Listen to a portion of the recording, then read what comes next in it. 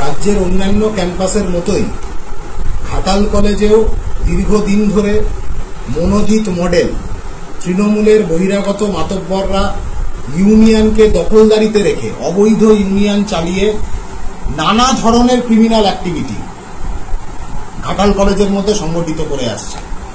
অবৈধভাবে টাকা নেওয়া, তোলাবাজি, জাল রসিদ, এই সমস্ত ডকুমেন্টস আছে আমাদের কাছে। জাল রসিদ দিয়ে লক্ষ লক্ষ টাকা তুলেছে ছাত্রছাত্রীদের কাছ থেকে।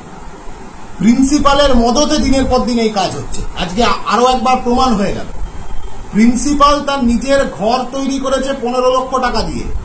কাকে দিয়ে টেন্ডার পাস করানো হলো, কবে টেন্ডার ওপেন হলো, কবে টেন্ডার ক্লোজ হলো, গোটা কলেজের কেউ জানে না। মনোজিতরা ক্যাম্পাসের ভেতর বসে থেকে এই ধরনের একটা ব্যবস্থা, তৃণমূলের বহিরাগত মাতব্বর, তৃণমূলের লোকাল নেতারা, এমপি এমএলএদের তাদের মদতে, তাদের বরাভয়ের মধ্যে থেকে ক্যাম্পাসের মধ্যে এই মডেল তৈরি করেছে।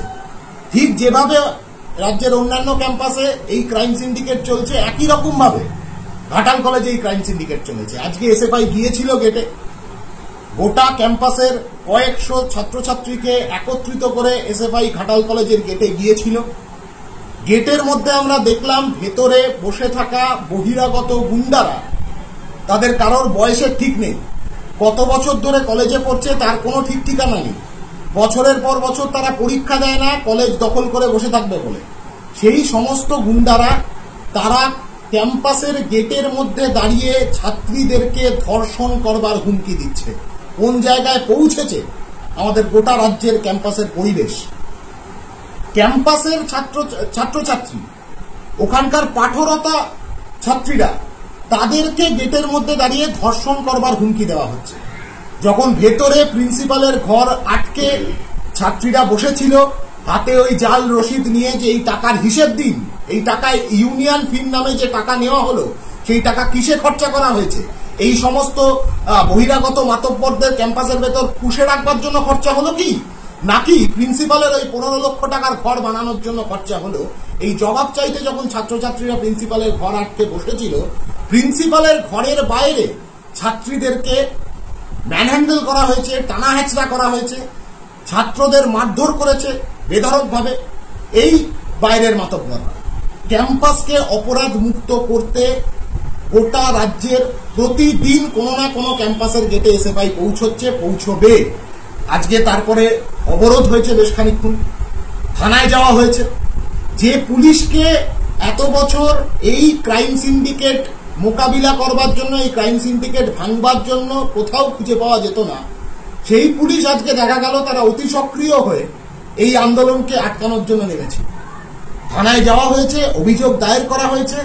এখন শুনছি নাকি তৃণমূলের এই কোনো এক আইটি সেলের ছানাপোনা, সে নিজেকে এখন বোধহয় টিএমসিপির মুখপাত্র মনে করছে, সে আবার নাকি কোথাও কোথাও এই ধরনের কথা বলছে যে কেন থানায় যাওয়া হয়নি, এসএফআই গিয়ে ক্যাম্পাসের মধ্যে ঝামেলা পাকানোর চেষ্টা করছে। ঝামেলা পাকানোর জন্য গত 8 বছর ধরে ছাত্র সংসদ নির্বাচন বন্ধ রেখে এই ক্রিমিনালদেরকে ক্যাম্পাসের ভেতর পুষেছে তৃণমূল।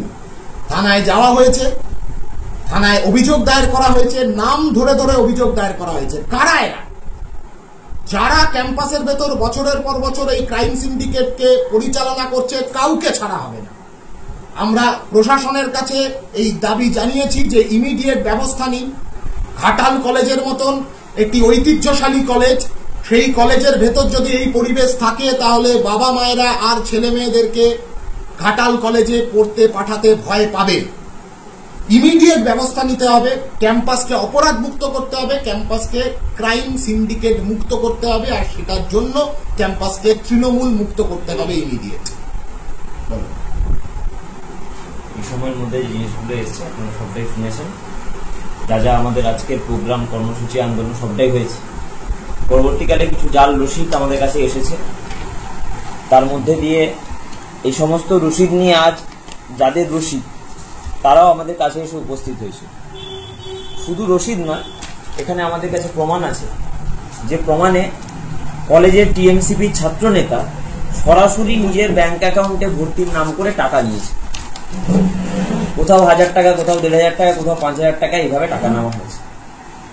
এবং প্রাথমিকভাবে ছাত্রছাত্রীদের মধ্যে যে আতঙ্কের রাজনীতি ঢুকিয়ে দিয়ে তাদেরকে থ্রেট করে সমস্ত অন্যায় চাপা দেওয়ার চেষ্টা করেছিল তৃণমূল ছাত্র পরিষদ।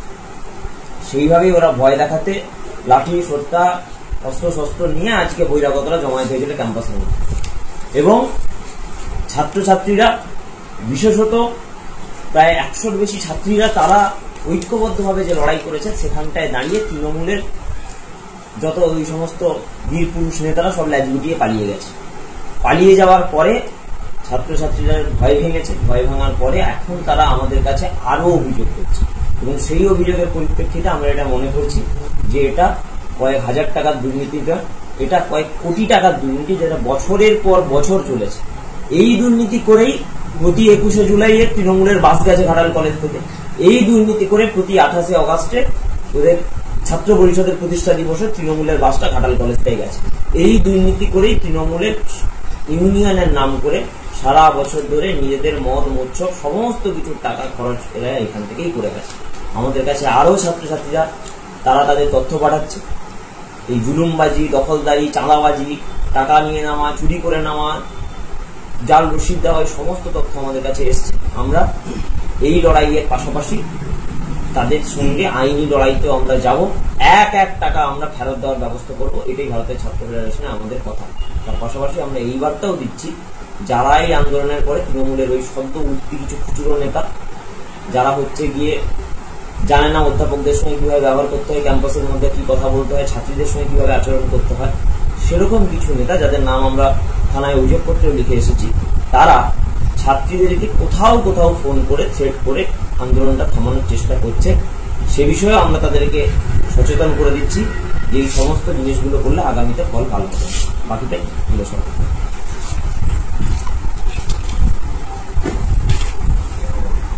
গোটা জেলা জুড়ে আমরা আমাদের সংগঠনের পক্ষ থেকে যে দুর্নীতির বিস্তার প্রত্যেকটা ক্যাম্পাসে এই তৃণমূলের ছাত্র সংগঠন যারা প্রত্যেকটা ক্যাম্পাসে তাদেরকে নিজেদের ঘরের সম্পত্তি ভেবে ক্যাম্পাসগুলোতে বসে আছে, তাদের বিরুদ্ধে ছাত্রছাত্রীদের স্বতঃস্ফূর্ত যে আন্দোলন, সেই আন্দোলন মেদিনীপুর থেকে ঘাটাল থেকে গড়বেতা থেকে খড়গপুর প্রত্যেকটা ক্যাম্পাসে আমাদের ছড়িয়ে পড়বে। আমরা টার্গেট ঘাটাল কলেজে যে দুর্নীতি, সেই দুর্নীতির কথা বলেছে যে জাল রসিদ নিয়ে ভর্তি নিয়েছে, এই হচ্ছে তার প্রমাণ যে জাল রসিদ নিয়ে কোটি টাকা দুর্নীতি করেছে। অধ্যক্ষ মহাশয়ের সঙ্গে যখন এর জবাব চাইতে যায় ক্যাম্পাসে যারা প্রতারিত হয়েছে, তিনি দেখা না করে বহিরাগতদেরকে দিয়ে তাদের উপর আক্রমণ করানোর চেষ্টা করেছেন। কোন জায়গাতে আজকে গিয়ে পৌঁছেছে গোটা রাজ্যের গোটা জেলার শিক্ষা ব্যবস্থা, তার বিরুদ্ধে আমাদের এসএফআই লড়াই আন্দোলন চলছে আমাদের প্রত্যেকটা ক্যাম্পাস ধরে। যেখানে এরকম মনোজিতরা, যেখানে এরকম দুর্নীতিগ্রস্ত নেতারা বসে আছে, সেই জায়গাতে গিয়ে ছাত্রছাত্রীরা লড়াই আন্দোলন করবে, এসএফআই তাদের পাশে আছে, এই বার্তা আমরা দিলাম এখানে।